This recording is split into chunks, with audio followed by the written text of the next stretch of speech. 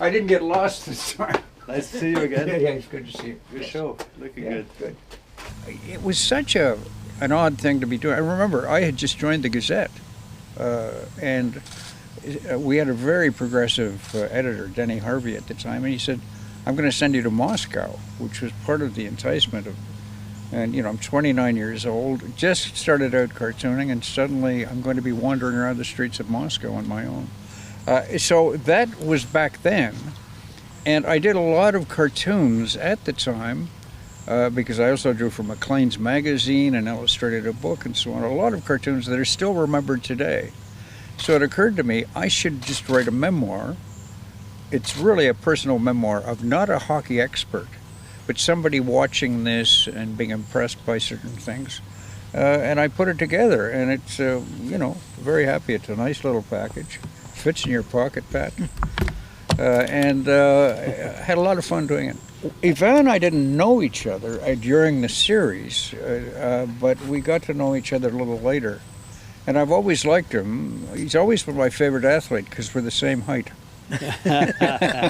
You know, Pat, I'm so glad and inspired to be a part of this book.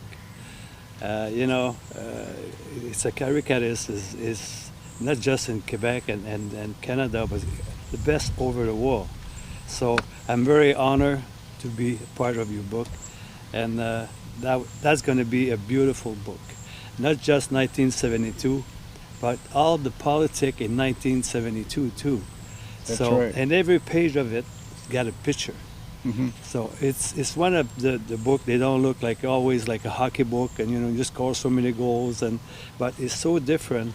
People will love it, Terry. Yvan, what was your favorite memory of that series? I think it's the winning goal. I mean, that you cannot, no doubt about it. And when Paul jumped in my arms, and 1 minute and 33 seconds, I think, left in the game, I said, "We did it! We did it! We did it!" And it was, comparison, it's like a Stanley Cup, maybe your first Stanley Cup, we say we did it, we win it. So both are very different because we have no idea what was going to happen in '72 when I've been choosing to play for Canada. I think an important game was the second game in Toronto. We beat them. So now, after you beat them once, so you have confidence that they're not going to win after that, but they had a good team. I think it's a dream come true to play for Montreal and win the Cup. And after the series, to win the '72 series, we're still talking about it 50 years ago. To have both, I think, is perfect. You were a witness to those games in Moscow, Terry. What were your impressions of that week? It was astonishing. I've never seen anything like it. I mean, I used to go to hockey games regularly at the Forum, but because of the tension within the crowd, the Russian crowd, everything, it was just a spectacular time to be there, win or lose. It was just an unforgettable event. But here's the funny thing. The Gazette was nervous about sending me as a cartoonist. They didn't want the Russians to know that somebody's going to be doing drawings sort of poking fun at their system. So they sent me as a photographer. I knew nothing about photography, but they loaded me down with cameras and stuff. And the moment I showed up at the arena, down at ice level with the other professional Canadians, they knew within 15 seconds I didn't know what the hell I was doing. So they helped me out. They understood what I was doing.